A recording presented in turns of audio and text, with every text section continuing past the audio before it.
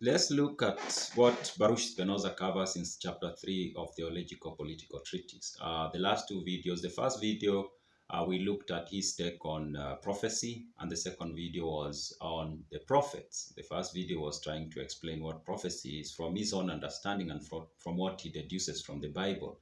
And the second chapter, he talks about the nature of prophets, and he tries to explain to us how we need to be aware of where the prophets came from, their personalities, their character, their upbringing, their environment affected whatever prophecy that they gave.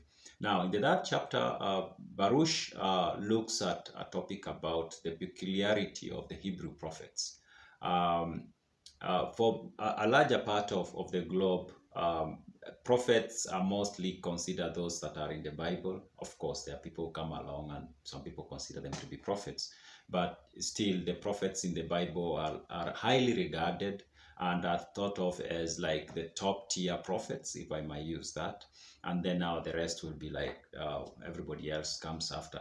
Now, turns out there is a general understanding that the Hebrew prophets are like at the top, those ones in the Bible. Now, Baruch attempts to argue that the Hebrew prophets were not peculiar, like they were not special, if I may say so. Like they were just prophets, like prophets of other nations of that time when they lived. And that time is a very huge time. In another chapter, it does tell us that the Bible was written in a very long period. It's not like it was written so it's a long period. Anyways, now on the peculiarity of prophets, he starts it by looking at the peculiarity of the Hebrew people. And Baruch himself was a Jewish person. But in this chapter, he kind of argues that they were not really peculiar and they were peculiar. Like he makes the two arguments simultaneously. Like, yeah, the Jewish people were special, they were elected by God, but at the same time, they were not special and they were not elected by God. Anyways, in fact, the very first paragraph he writes in that chapter is kind of like, you can call it like hard hitting on those who believe that the Jewish people are special, if I may say so. And I'll read that paragraph. It reads, "Every man's true happiness and blessedness consists solely in the enjoyment of what is good, not in the pride that he alone is enjoying it to the exclusion of others. He who thinks himself the more blessed because he's enjoying benefits which others are not, or because he's more blessed or more fortunate than his fellows, is ignorant of true happiness and blessedness, and the joy which he feels is either childish or envious and malicious. For instance, a man's true happiness consists only in wisdom and the knowledge of the truth, not at all in the fact that he is wiser than others, or that others lack such knowledge. Such considerations do not increase his wisdom or true happiness." So he's kind of from the get-go making it clear that he doesn't think it is wise for the Jewish or the Hebrew to consider themselves more blessed than others. He says their being blessed has nothing to do with other nations. It's not a competition thing. That's kind of like what he's arguing. In fact, a few paragraphs down, he says, "For in good sooth they will have been no less blessed if God had called all men equal to salvation, nor will have God been less present to them or for being equally present to others, and their laws will have been no less just if they had been ordained for all, and they themselves will have been no less wise. The miracles will have shown God's power no less by being wrought for other nations. Lastly, the Hebrews will have been just as much bound to worship God if he had bestowed all these gifts equally on all men." Like he argues that the other nations getting whatever the Hebrew nation got will not take away anything from what the Hebrew people got, nor will it make God any less. So it is not a win that the others don't get it. So it's not like the others don't get it, so we get it, or if they get it, we don't get it. That's kind of like what he's saying. But he doesn't just put across these arguments just for the sake of it, or just making them by them being like that as personal opinions. He attempts to go into the Bible and tries to find verses that will kind of like show that wherever the talk of the Jewish being elected, the arguments of the Jewish being elected are made, he tries to give us some context that will be like, okay, maybe it wasn't really like meant like they are more important than other people, but they are different. In fact, he argues that what makes the most important thing that makes the Jewish people chosen by God per se is that it's their government, their commonwealth. It wasn't at the personal level, at the individual level. It was more of in their way they organized as a society. And I found this argument, it's kind of like this argument would have been so difficult for me to understand sometime in the past, because the way I came into the Bible, I did not understood, especially the Old Testament, to be that we are looking at a commonwealth, a nation. We are not looking at a religious organization, because most of us or all of us are born in an era when there is a religion and then there is a state, for the most part, not everywhere, of course. So then we come in thinking, oh, when you read the Bible, it's about religion and then it's not about the state, even when it's so clear that that's what is happening there. That if you read the Old Testament, is Solomon is the king, David, like it's a state, and then the religion is part of the state. But somehow, personally, I missed that, even though I'll read that, but I kind of like missed that aspect. So it tells us that the way the Hebrew nation was chosen by God is by their social organization. In fact, it says the Hebrew nation was not chosen by God in respect to its wisdom nor its tranquility of mind, but in respect to its social organization and the good fortune with which it obtained supremacy and kept it so many years. Like, they found a way to organize themselves as a nation that came from God. And that organization made their society so cohesive, and it withstood so many things that happened during their time. Now, after he's dealt with the peculiarity of the Hebrew society, now he comes to prophets, and he tells us that there were, sometimes we miss this, there were prophets, or there are prophets. First, he looks at the prophets in the Bible, and he tells us that there are prophets and high priests in the Bible who are not Jews.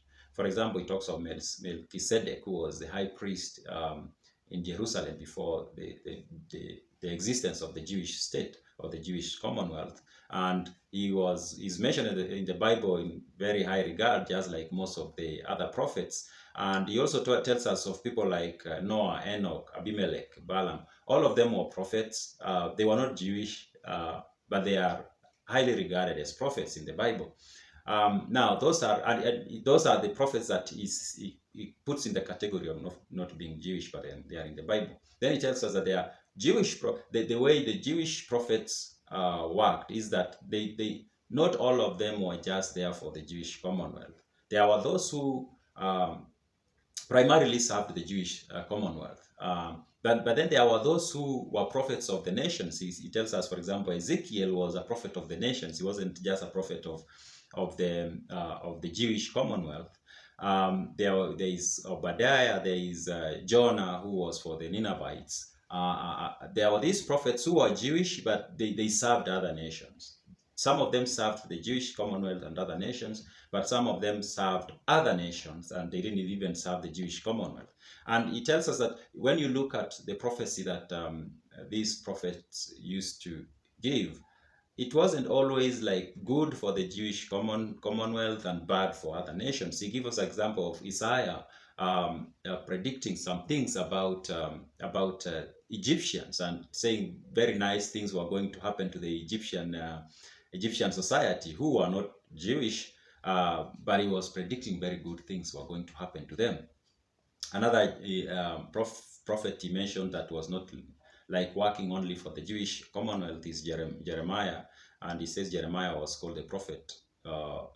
He was not a prophet of the Hebrew, but simply a prophet of the nations. Like, he served all nations that were around when he was alive and he could reach. So the point he tries to make in this chapter regarding that particular point is, the prophets, there were prophets who are not Jewish, and they are highly regarded in the Bible. There are prophets who were Jewish and they served the Jewish commonwealth. There are prophets who were Jewish and they were Hebrew rather. Sometimes I have a problem or a difficulty using this Jewish and Hebrew.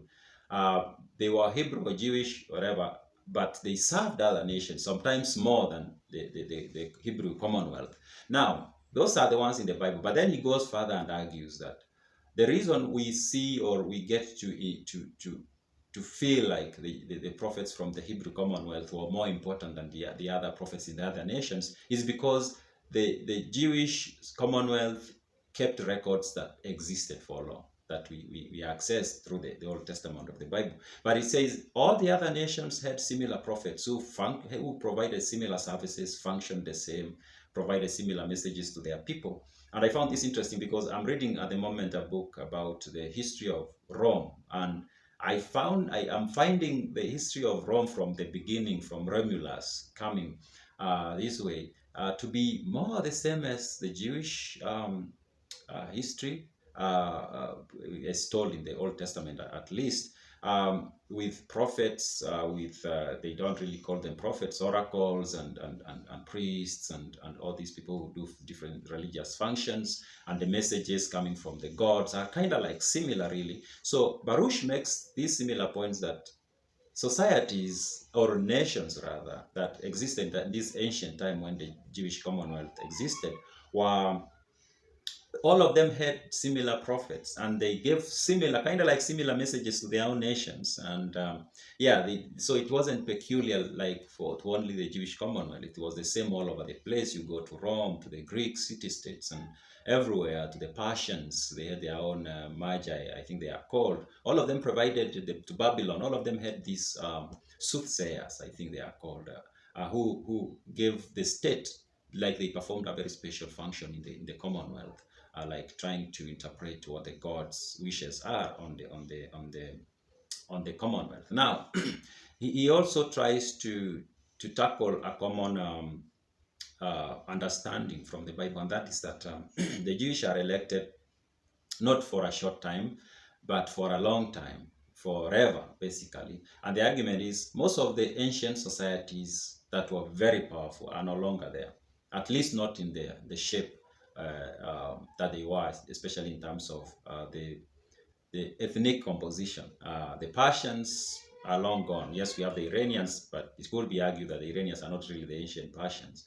It could be argued that we have Babylon. We don't know who the Babylonians, the descendants of Babylonians are today. So these societies disappeared basically, but the Jewish city-state disappeared, but the people remained. And they are still around to date. And he tries to explain that, and he says the same predictions will happen to all other nations, that they will survive, they are elected, they are special, at least some of them, and some of them disappeared, some of them are still around. Not because, for example, the Romans, basically the Italians are still around, so that does not make the Jewish who are around any special in that regard. But he says something that he says is very special about the Jewish, and he says circumcision is something that is very powerful. And I was reading how he described it, and I realized how powerful it is, and in fact he says circumcision alone could be considered the one thing that has made the Jewish people as people to still exist to date. And that to date, I mean when the book was being written, which is like 17th century. And he says even when they intermingle with other societies, this practice kept on giving them that identity. But he says even then, how other society treated the Jewish either helped preserve them or make them disappear. He gives example, I think, of Spain and Portugal. In one nation, the Jewish were given the freedom and they joined the other people. And in fact, most families just became Christians and they never reverted back to Jewish. And in another, they were kind of like segregated and they survived as a community. Another thing he says is about that the circumcision could eventually make the Jewish cities, commonwealth, let me call it's a commonwealth, to re-emerge. That this was like 400 years ago. And we can say that the Jewish commonwealth has re-emerged in the state of Israel. Some might disagree, but yeah, majority will agree that is re-emergence. So it's interesting, you foresaw that that it was likely to re-emerge because of, he basically puts it on circumcision, and that gives them an identity that might survive for thousands of years, and they might even rebuild the Commonwealth. So yeah, so that's what chapter 3 is about. He kind of argues that the Jewish prophets and society is elected and special, and he also kind of argues that it's not special. So